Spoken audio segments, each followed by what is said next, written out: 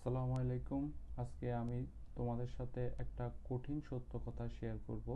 গতকালকে আমি $250 লস করেছি ফরেক্স মার্কেটে, এবং এই ভিডিওটা আমি বানাচ্ছি কারণ আমি চাই তুমিও আমার ভুল থেকে শিখো, নিজে লস করে নয়।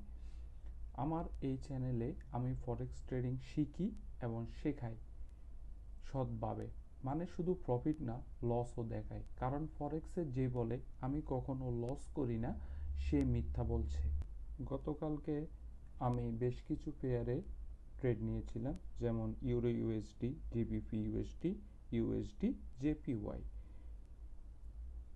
চার্টে দেখলাম একটা ডাউন ট্রেন্ড প্যাটার্ন, মনে হয়েছিল দাম নিচে যাবে, কিন্তু আমি সেল ট্রেডে ঠিকই নিয়েছিলাম, কিন্তু প্রাইস হঠাৎ করে প্রাইস মুভমেন্ট শুরু করে দিয়েছে, যার কারণে আমি স্টপ লস দিয়েছি ঠিকই, কিন্তু স্টপ লসটা আমি আরও বাড়াই দিয়েছিলাম। কেন দিয়েছিলাম?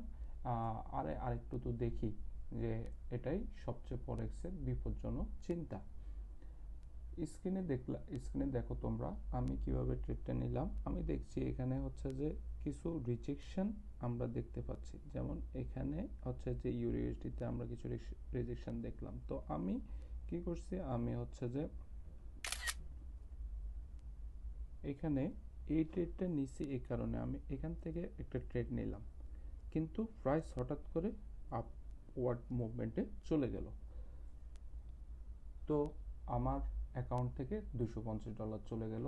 এই লস থেকে আমি তিনটা জিনিস শিখলাম, যেটা তোমার কাজে আসবে।